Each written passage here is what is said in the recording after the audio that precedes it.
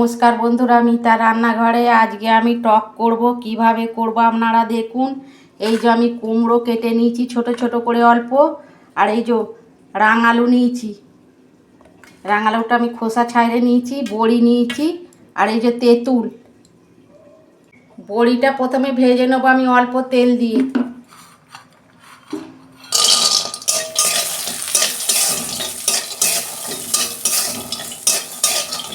এইরকম চাটনি আমার শাশুড়ি করেছিল, তো খেতে খুব ভালো লাগে বলে আমি বলি আমি করি একদিন চাটনি এরকম। এই চাটনিতে বেগুন, মূলো এগুলো দিলেও ভালো লাগে খেতে, কিন্তু আমার হাতের কাছে তো এখন নেই। আমার যা ছিল এই দিয়েই করছি।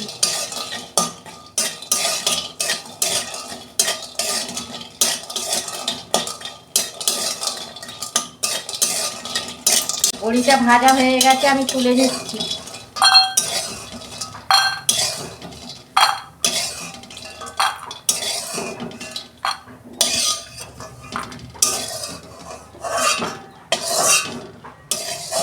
কড়াই অল্প তেল দিচ্ছি। টকেতে বেশি তেল দিতে লাগে না। কুমড়ো আর লাল আলুটা আমি একটু ভেজে নিচ্ছি 2 মিনিট।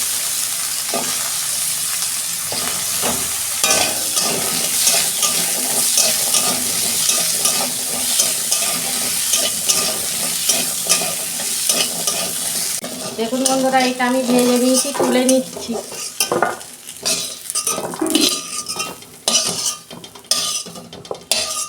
দেখুন বন্ধুরা, তেঁতুলটা আমি ভালো করে হাত দিয়ে চটকে নিচ্ছি।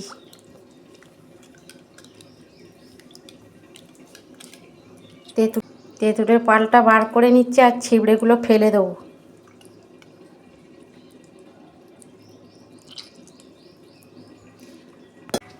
তেল দিচ্ছি কড়াই, আমি অল্প তেল দেবো একদম। 5 ফোড়ন দিচ্ছি, অল্প একটু শুকনো লঙ্কা দিচ্ছি।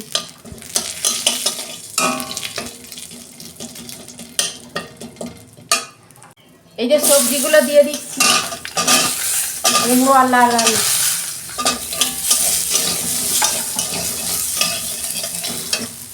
এই যে আমি জল দিচ্ছি অল্প, এই যে হলুদ দিচ্ছি, আর নুন দিচ্ছি অল্প। দেখুন বন্ধুরা, আমি 5 মিনিট মতো ঢাকা দিচ্ছি, এগুলো একটু সিদ্ধ হোক। দেখুন বন্ধুরা, এটা সিদ্ধ হয়ে গেছে। আমি আগে টকটা দিইনি, টকটা দিলে এটা সিদ্ধ হবে না, তাই এই যে বড়িগুলো ভেজে রেখেছিলাম দিয়ে দিচ্ছি।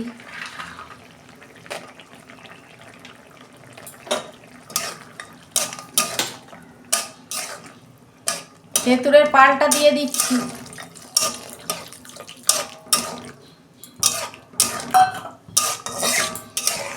দেখুন বন্ধুরা, তেঁতুলের পালটা দিয়েছি, তো এবার আমি নুন দেবো অল্প। তখন নুন দিয়েছিলাম অল্প। এই টকটায় আমি অল্প ভাজা জিরে গুঁড়ো দিচ্ছি। এই যে বন্ধুরা, আমি চিনি দিচ্ছি, আপনারা যেরম মিষ্টি খাবেন সেরম দেবেন। আমাদের একটু মিষ্টি ভালোবাসে, তো ওই জন্য একটু মিষ্টি দিয়েছি। এইরকম টক আপনারা একবার হলেও বাড়িতে করবেন, এই গরমের সময় খুবই তো ভালো লাগবে খেতে। দেখুন বন্ধুরা, টকটা 2 মিনিট আমার হবে, তারপরেই আমি ঢেলে ফেলবো। দেখুন বন্ধুরা, টকটা আমার হয়ে গেছে, আমি এবার ঢেলে ফেলছি।